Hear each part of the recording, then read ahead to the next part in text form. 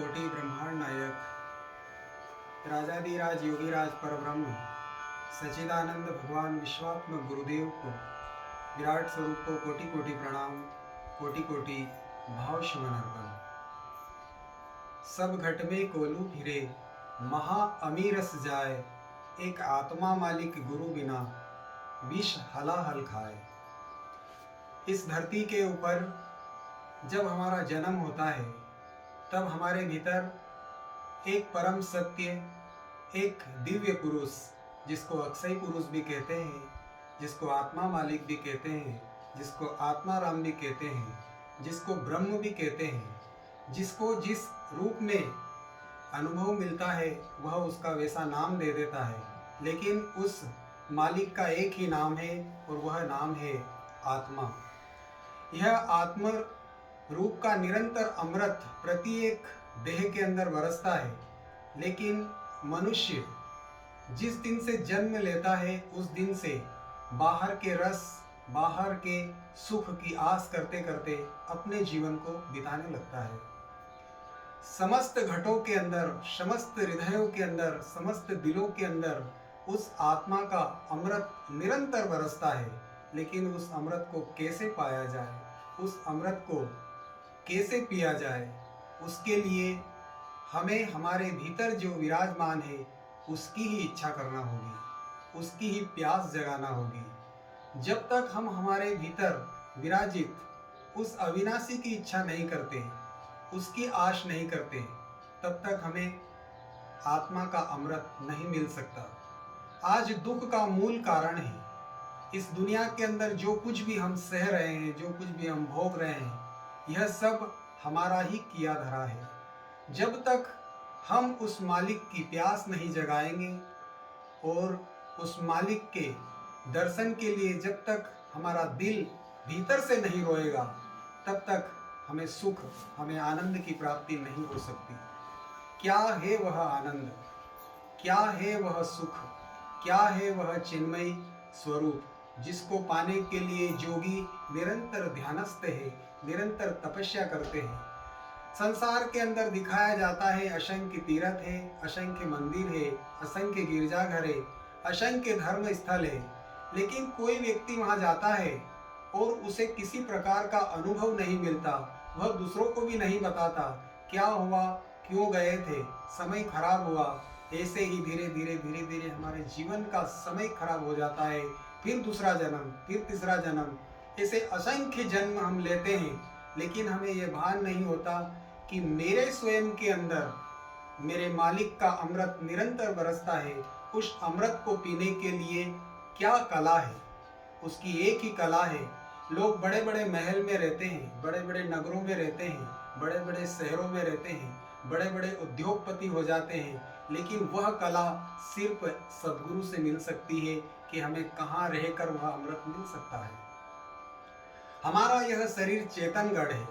लोगों ने अनेक गढ़ बना रखे हैं, अनेक नगर बना रखे हैं, अनेक जिले बना रखे हैं, देश बना रखे हैं, लेकिन संपूर्ण पृथ्वी एक ही मालिक की बनाई हुई है। यह पृथ्वी सबका घर है। इस संसार के अंदर कोई जाति नहीं है, कोई अलग से परिवार नहीं है। यह संपूर्ण विश्व एक विश्वात्मक परिवार है और इस विश्वात्मक परिवार के अंदर जो गुरु हमें वह ज्ञान दे, जिस ज्ञान के माध्यम से हमें आत्मा का अमृत मिल जाए, आत्मा का ध्यान मिल जाए, आत्मा का नाम मिल जाए। कैसे मिल सकता है वह अमृत? उस अमृत को पाने की कला एक आत्मा मालिक गुरु के बिना हमें नहीं मिल सकती है। बहुत कोशिश की लोगों ने, बहुत प्रयास किया, बहुत माथा पटका, बहुत रोए, बहुत चिल्लाए, बहुत शास्त्र पढ़े, अलग अलग जगहों पर जाकर हवन किया, लेकिन गुरु का संदेश है, आत्मा मालिक सद्गुरुदेव का एक उपदेश है कि तुम्हारे प्राणों के अंदर प्राणों का जब तक तुम हवन नहीं करेंगे तब तक तुम्हें आत्मा का अमृत नहीं मिल सकता। चेतनगढ़ के अंदर जब तक हम निवास नहीं करेंगे तब तक हमें आत्मा का सानिध्य नहीं मिल सकता। इस जगत के अंदर कोई भगवान है तो वह है आत्मा। आत्मा ही हमारा मालिक है। तुम्हें माता च पिता, तुम्हें बंधुश्च शका, तुम्हें विद्या देवनम, तुम्हें सर्वम मम देव देव। तुम समस्त देवों के देव हो, तुम समस्त भगवानों के भगवान हो, तुम समस्त अवतारों के भी अवतार हो और तुम समस्त मालिकों के मालिक हो। हे भगवान, हे परमात्मा, तुम हमको हमारे ही हृदय के अंदर दर्शन दो। आज परिस्थिति ऐसी बन गई है, प्रत्येक व्यक्ति अपने अपने घरों के अंदर कैद है। और इस कैद का कारण क्या है? इस कैद का कारण एक ही है कि हम जन्मों जन्मांतर से जिस भगवान की खोज करते करते थक गए, आज उस भगवान ने हमारे ऊपर एक ऐसा समय ला दिया कि तुम बाहर ना भटक के तुम अपने भीतर अपने स्वयं के ऊपर श्रद्धा करो। अगर हमने हमारे ऊपर श्रद्धा रखी, अगर हमने हमारी प्यास जगाई और आत्मा मालिक सद्गुरुदेव के संदेश को स्वीकार किया, तो एक दिन हमारी प्यास समाप्त हो जाएगी, हमारा दुख समाप्त हो जाएगा और हम आती और जाती श्वास के अंदर अगर आत्मा के नाम का सुमरण करेंगे और हमारी स्वयं के ऊपर अगर संसार में बिखरी हुई श्रद्धा को उल्टा लेंगे और आत्मा के ऊपर श्रद्धा बढ़ा लेंगे, आत्मा मालिक के ऊपर श्रद्धा बढ़ा लेंगे, तो हमारा जीवन धन्य हो जाएगा, हमारा जीवन पावन हो जाएगा, हमारा जीवन अमृतमय हो जाएगा, हमारा जीवन ज्ञानमय हो जाएगा। संसार में जो कुछ भी मिला है वह सब निरर्थक है, लेकिन जिसको पाना चाहिए था, जो मिलना चाहिए था, वह सिर्फ आत्मा मालिक गुरु के द्वारा ही मिला जा सकता है। आत्मा मालिक सद्गुरुदेव को ध्यान की कोई आवश्यकता नहीं, लेकिन वह निरंतर ध्यानस्थ है। किस लिए? संसार के लोगों का दुख दूर करने के लिए। तरवर सरवर संत जना चौथा बरसे में परमारथ के कारणे चारों धरी दे। एक तरवर है, एक सरवर है और एक संत है और एक मेघ है। इन सब ने परमार्थ के लिए देह को धारण किया है।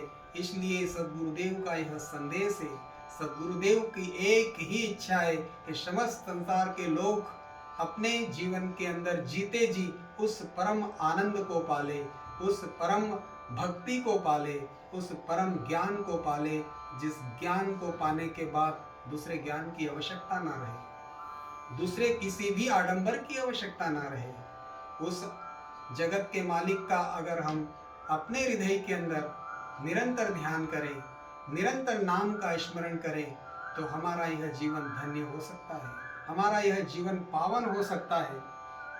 प्रत्येक मनुष्य के अंदर काम, क्रोध, लोभ, मोह की अग्नि जल रही है, लेकिन इस अग्नि को जलाने के लिए नाम रूपी, ध्यान रूपी यज्ञ करना होगा, हवन करना होगा। बाहर के द्रव्यों का यज्ञ किसी काम का नहीं। जो भी यज्ञ किया जाता है वह सारे यज्ञ झूठे होते हैं, व्यर्थ होते हैं, क्योंकि बाहर के यज्ञ से हमारे भीतर अनुभव प्राप्त नहीं होता। जब तक हम स्वयं का अनुभव नहीं लेते, जब तक हमारे भीतर हमारे आत्मा का दर्शन नहीं होता, जब तक हमें हमारे भीतर आत्मा का ज्ञान प्रकट नहीं होता, तब तक हमारा जीवन किसी काम का नहीं। शरीर की उम्र खत्म होती जाती है, लेकिन हमारे मन के अंदर, हमारे तन के अंदर हमारा यह शरीर ऐसा का ऐसा ही अनेक अनेक रोगों से पीड़ित होता रहता है। इन समस्त रोगों से मुक्ति पाने के लिए, समस्त दुखों से मुक्ति पाने के लिए चेतनगढ़ के अंदर अगर यह जोगी वास करे, तो इसका जीवन धन्य हो सकता है, इसका जीवन पावन हो सकता है।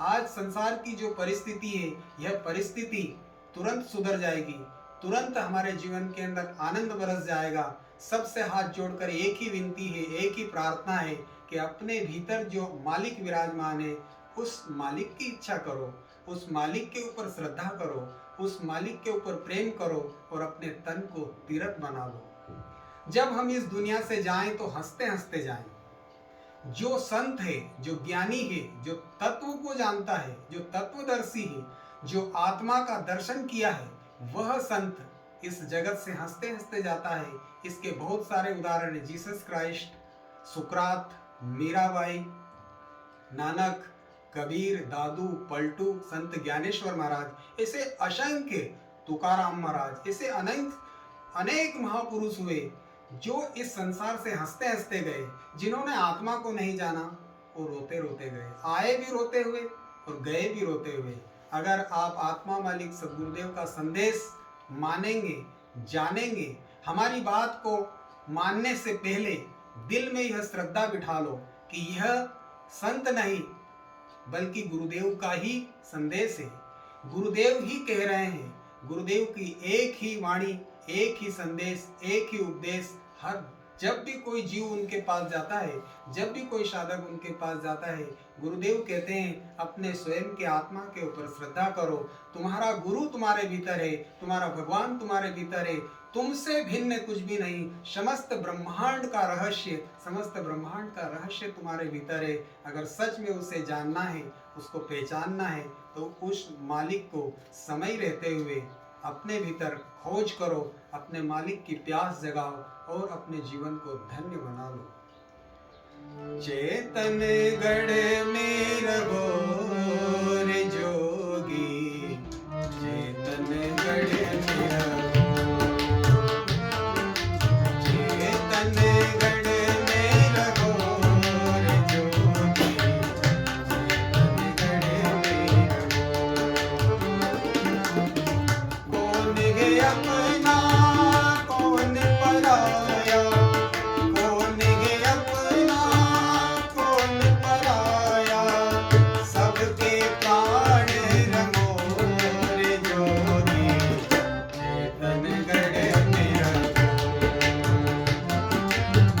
चेतन गढ़ में रहो रे जोगी, चेतन गढ़ में रहो।